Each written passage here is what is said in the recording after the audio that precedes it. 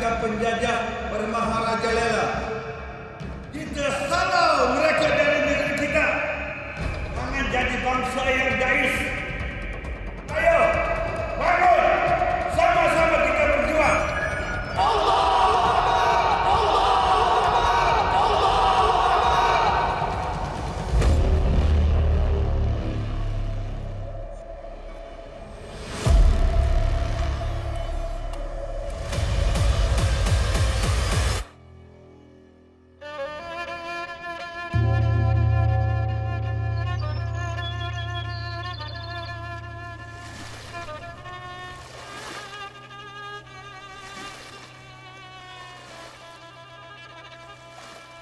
Syahrum ini datang daripada Pagaruyung. Dari sana mereka telah berhijrah ke Tanah Melayu. Di Tanah Melayu mereka telah menetap di Bidur ataupun di Perak dan akhirnya ke Pahang. Menetap di Temah, di mana beliau telah berkahwin dengan seorang anak Syekh. Dan di situlah Tok Gajah dilahirkan dan dibesarkan secara pendidikan agama dan hal-hal yang patut dengan sebagai seorang pemimpin, seorang imam. Tok Syahrum telah menerapkan daripada anak-anaknya untuk pelajari agama. Dan dalam mempelajari agama inilah banyak yang ilmu-ilmu agama, cabang-cabangnya, tasawuf, fiqh dan Al-Quran telah diajar kepada Tok Gajah. Di sebalik usaha memerdekakan tanah air, kesucian agama Islam sentiasa menjadi tonggak asas dalam setiap perjuangan anak Melayu. Rasu Abdul Salam bin Syahrum atau Tok Gajah adalah antara nama pahlawan yang menumpahkan taat setianya demi kebebasan negeri Pahang. Didikan agama Islam yang diterap sejak usia kecilnya sentiasa menjadi asas perjuangan putera kepada Tok Syahrum dan Siti Hajar Syekh Ali ini. Tok Gajah sendiri dinyatakan memang memegang ajaran tertentu agama Islam dan beliau juga disebut sebagai seorang yang sangat dekat amalannya dengan Allah. Oleh sebab itu, beliau juga dikenali sebagai khatib Rasul. Kalau kita kaji sejarah pahlawan, selalu kita mengkaji tentang ilmu persilatan. Tapi ada berbeza sikit dengan Tok Gajah. Sebab Tok Gajah ini asalnya orang agama. Jadi bila orang agama ni, dia banyak kepada pelajaran-pelajaran agama. Mempelajari ilmu seni mempertahankan diri, ilmu silat yang asalnya daripada Minangkabau, cabang silat Sinding. Walau diasuh dan diterapkan dengan ilmu agama yang mendalam, menjadi kelaziman bagi kaum Adam seusianya pada zaman itu untuk mempelajari ilmu persilatan. Kalau kita menyentuh mengenai kepahlawanan,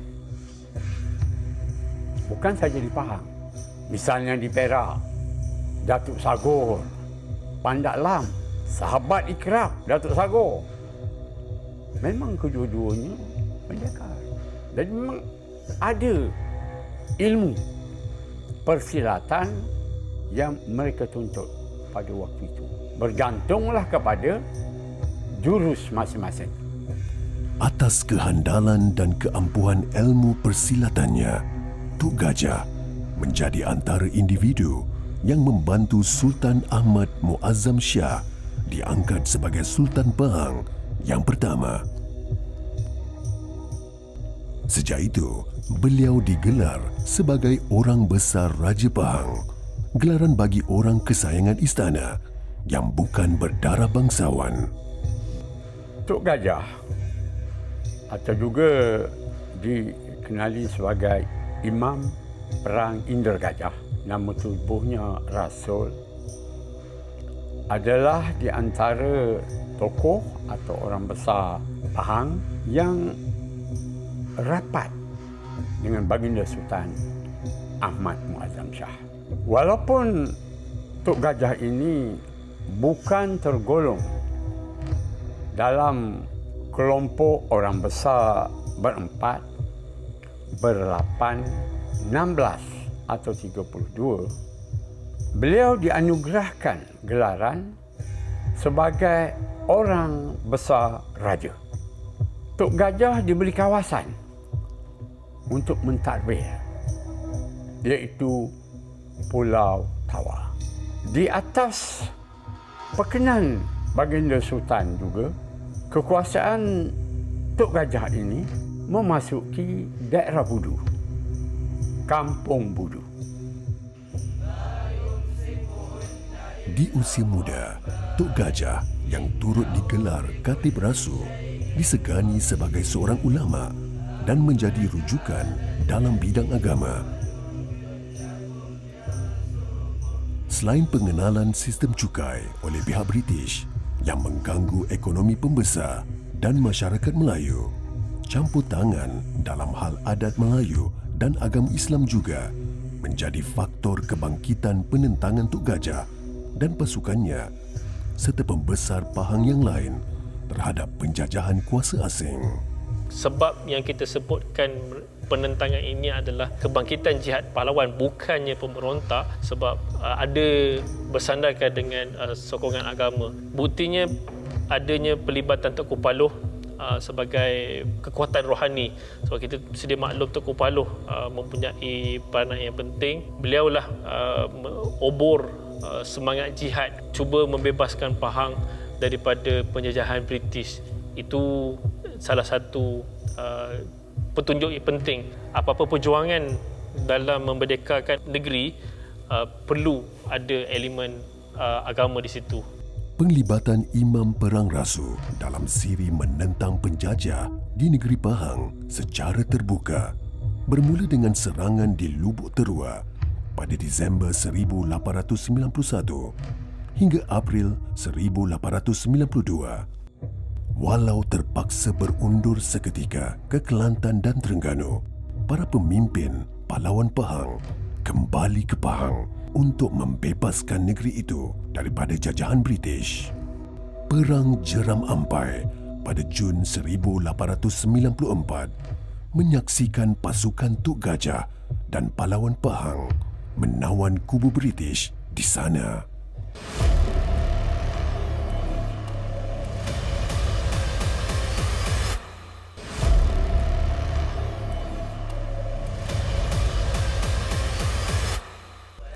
Asuhan dan latar belakang pendidikan agama yang diterapkan oleh ibu bapanya menjadikan Tok Gajah seorang agamawan disegani. Ia turut dicerminkan melalui kepribadian dan akhlaknya yang tinggi. Seperti yang kita tahu, ajaran Islam menekankan untuk kita menyantuni tetamu. Kalau kita baca dalam sejarah, Frank Swettenham pernah datang ke Pulau Tawar untuk berjumpa dengan Tok Gajah. Dan sebagai seorang Islam, Tok Gajah menunjukkan adab yang bagus. Lawatan itu direkodkan sendiri oleh Frank Swettenham dan kita boleh baca. Dia berbentuk dalam makalah.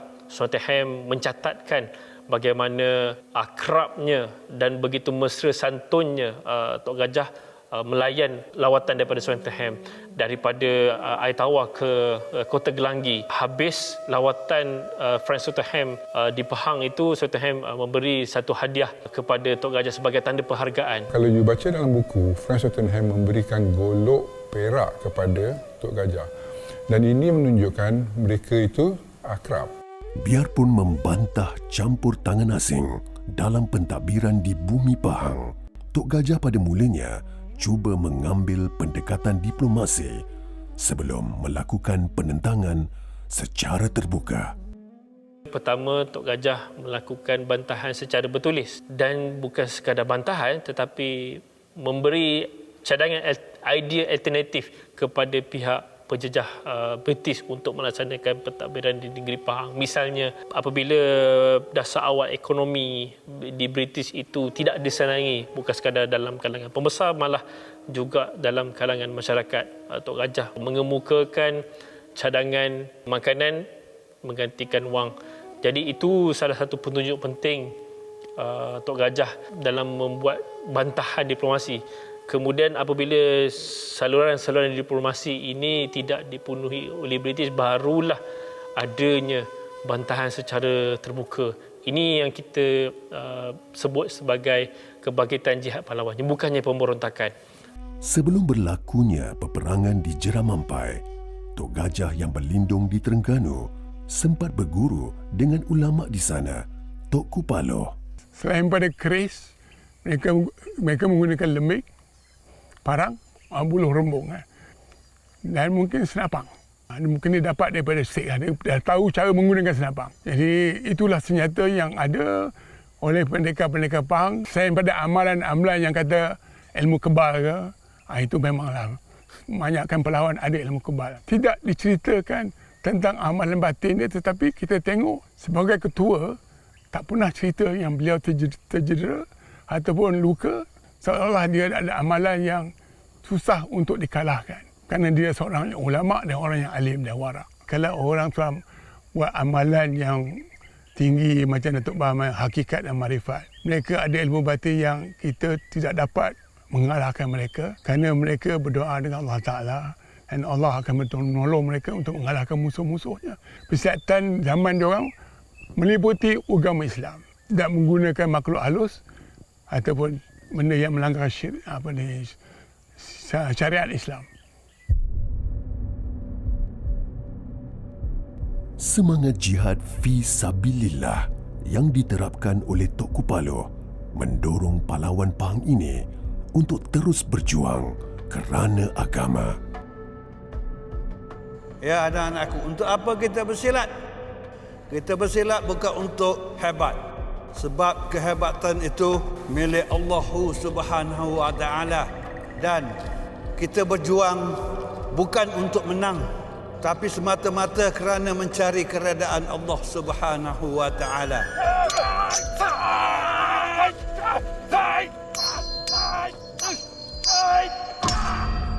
Kalau kita tengok daripada kata-kata Tok Gajah berkenaan dengan kita belajar silat ni, kita tidaklah menjadi angkuh, dan kita berjuang ni pun kita tidaklah memang semestinya nak menang.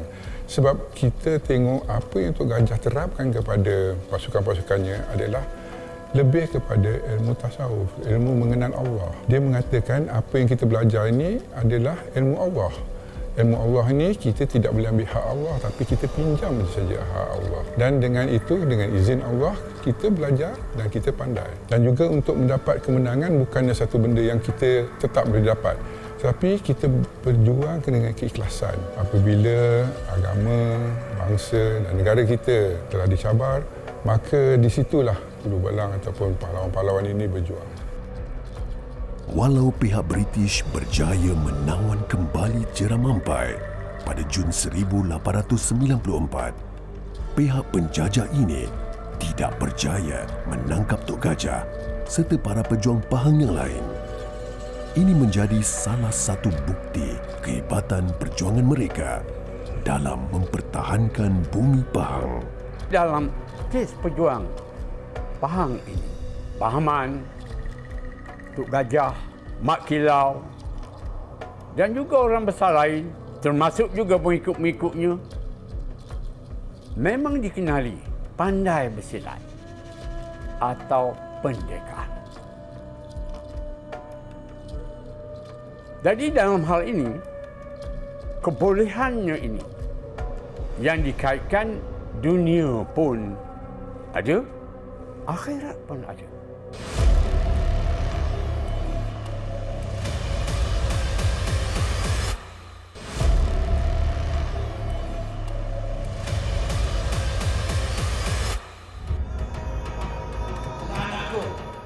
Ayo kita bersumpah, jangan biarkan Inggeris tidur lena, jangan biarkan penjajah bermaharajalela. Mereka datang ke negeri Pahang ini hanya untuk merampak kekayaan negeri kita, merampak balak, timah, emas, padi dan lain-lainnya. Jadi jangan tidur lagi. Ayo kita bangun, kita halau penjajah, kita halau mereka dari negeri kita. Jangan biarkan mereka menginjak-injak kita. Jangan jadi bangsa yang dais.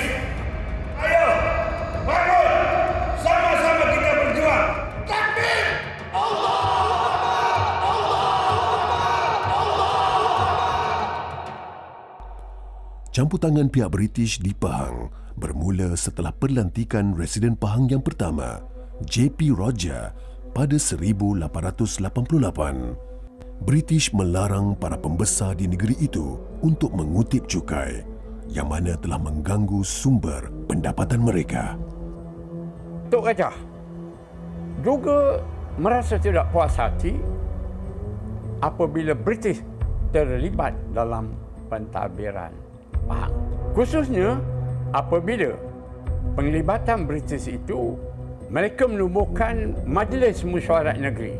Walaupun tidak dinafikan, anggotanya terdiri daripada orang besar Pahang, termasuk Bahaman, Tok Gajah, Maharaja Purbajelai dan ramai lagi dibincangkan dan dibentangkan.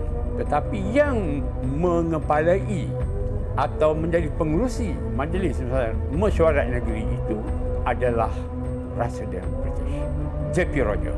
Jadi banyaklah perbincangan dan peraturan baru yang diperkenalkan melibatkan antaranya mengenakan cukai. Dan inilah yang dirujuk tadi sebagai peraturan baru yang dikuatkuasakan. Bagi menggantikan pendapatan melalui cukai yang biasa dikutip oleh para pembesar Pahang, pihak British menawarkan allowance tahunan dengan jumlah tertentu kepada mereka. Jumlah yang ditawarkan tidak dipersetujui oleh Tok Gajah, Datuk Bahaman dan lain-lain, namun tidak diendahkan oleh pihak British. Selepas penglibatan British juga di Pahang, terlibat dalam soal sosial. Meminta supaya mendaftar jumlah hamba yang ada. Juga kemudiannya mencegah melaksanakan sistem kerah. Sistem kerah ini di mana orang besar boleh mengerah atau memanggil penduduk di bawah kawasannya bekerja untuknya. Ini juga dihadkan setelah British terlibat. Peraturan baru yang melibatkan sistem kerah ini telah menimbulkan rasa tidak puas hati dalam kalangan orang besar Pahang. Dan inilah antara sebab yang menyebabkannya muncul pejuang. Walaupun pada awalnya Tok Gajah tidak menunjukkan penentangan secara terang-terangan, campur tangan pihak British yang semakin menggugat sosiopolitik dan ekonomi di bumi kelahirannya membuatkan Imam Perang Rasu ini mengambil keputusan untuk melancarkan peperangan secara terbuka kepada mereka. Secara rasmi, antara sumber rekod ada mencatatkan pada Mei 1892, Tok Gajah kemudiannya menyertai Pakatan Datuk Bahaman. Akhirnya British mendapat tahu pelibatan Tok Gajah.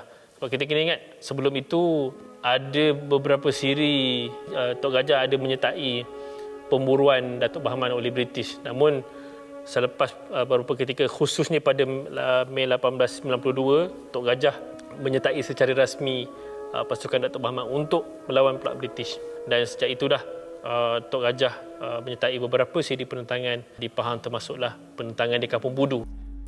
Dendam pihak British kerana tidak percaya menangkap Tok Gajah dan pasukannya akhirnya telah memahat satu tragedi yang mengorbankan lebih 300 nyawa di Kampung Budu dalam daerah Benta.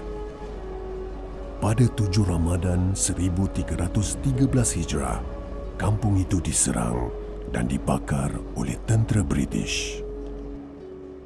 Sekarang saya berada di Tanah Perkuburan Syuhada Kampung Empau Budu. Selain pada perkuburan di Empau ini, di Kampung Budu ini masih ada hampir 5-6 perkuburan berhampiran dengan kampung-kampung terdekatlah, di mana batu nisan yang lama dan juga kubur-kubur yang tidak bernisan menjadi saksilah pada kejadian itu. Ketika berlaku tragedi berdarah tersebut, apabila dijumpa jenazah-jenazah penduduk-penduduk kampung ini, jadi penduduk kampung tidak punya masa yang lama untuk buat ritual untuk pengemuian dan sebagainya, menjadikan Tok Gajah dan pengikutnya menanamlah di mana sahaja dijumpai penduduk-penduduk kampung yang telah meninggal dunia itu. Jadi itulah kita boleh lihatlah banyak kubur-kubur lain, kubur-kubur lama di sekitar kampung ini yang telah berusia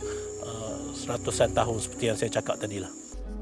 Pada penghujung tahun 1891, Sungai Salan di Jerantut telah menjadi saksi satu pertemuan rahsia di antara Sultan Wan Ahmad dan beberapa pembesar Pahang, antaranya Tok Gajah, Datuk Bahaman, orang kaya Indra Perberjelai dan lain-lain. Sumpah untuk menumpahkan taat setia hanya kepada Sultan Pahang yang pertama itu diiringi dengan meminum air yang telah dibaca surah Yasin dan ayat suci Al-Quran. Dalam kandungan sumpah tersebut, mereka berikrar hingga ketisan darah akan menjaga kedaulatan negeri Pahang supaya pihak penjajah tidak akan mencampuri hal ehwal negeri Pahang dan adat-adatnya. Sehingga ada juga menyatakan bahawa sumpah itu, kalau ada sesiapa yang engkar, dia akan ditimpa sumpah mereka. Aku bersumpah selagi aku hidup akan aku perangi penjajah Inggeris di bumi Pahang ini hingga mereka terusir dari bumi bertuah ini.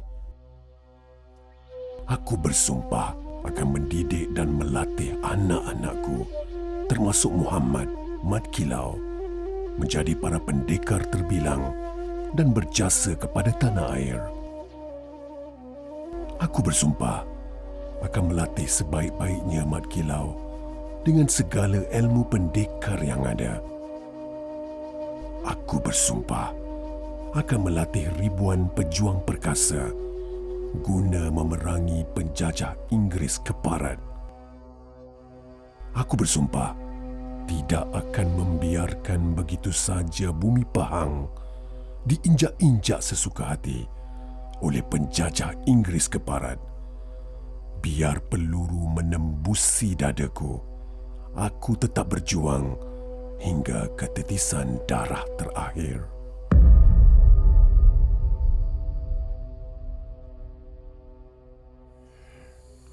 Perjumpaan itu tanpa dipengetahuan oleh pihak British. Setelah mereka mengetahui tentang perjumpaan itu, pada tahun 1892, mereka telah mengeluarkan waran tangkap pada Tok Gajah. Oleh kerana itu, Tok Gajah dengan pengikutnya, Mbah Ahmad telah melari ke Kuala Terengganu dan berlindung dengan Tok Kupalo. Tok Paloh kita tahu adalah seorang agamawan yang termasyhur di negeri Terengganu. Tok Gajah telah mempelajari atau mendalami ilmu-ilmu agama dengan Tok Paloh. Tok Paloh telah berjaya memberi satu semangat kepada Tok Gajah dan rakan-rakannya. Dan atas dorongan Tok Kupalo yang memberi semangat untuk menjuang dan memberi ilmu-ilmu yang sepatutnya, mereka telah kembali ke Pahang untuk menentang dan menghalau pihak British.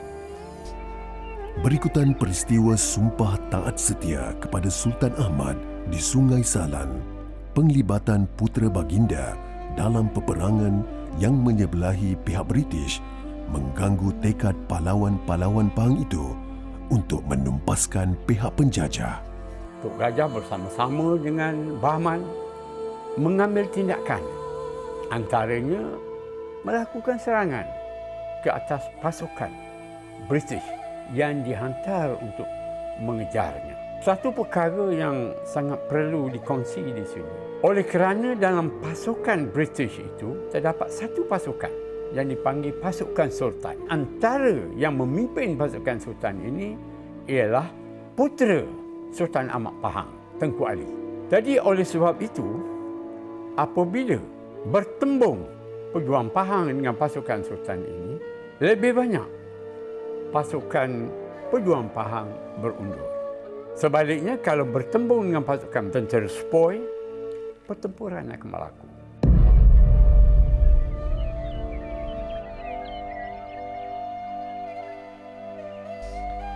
Perang Jeram Ampai menjadi perang terakhir yang melibatkan Tok Gajah dan pejuang Pahang yang lain. Ketika berlindung di hulu Terengganu, Tok Gajah telah kembali ke Rahmatullah pada tahun 1901 dan dikebumikan di Kampung Pasir Nering, Kuala Berang. Menyerang British yang cuba menerapkan agama ke dalam bangsa kita, itu adalah perjuangan kerana Allah, ataupun kita tahu itu fisabilillah. Jadi perjuangan fisabilillah ini tidak ada lain adalah jannah. Sungguh pun Tok Gajah wafat di Terengganu, namun dari segi teladan dan ketokohan itu tetap menjadi ingatan dan juga pedoman kepada masyarakat pada hari ini, betapa unsur agama mempunyai peranan yang penting dalam sebarang usaha kemerdekaan. Di sebalik nama sebagai seorang pejuang di bumi Pahang, Tok Gajah berjaya dalam jihadnya untuk menjadi pemangkin generasi seterusnya. Berjuang bagi memerdekakan tanah Melayu dari cengkaman pihak penjajah.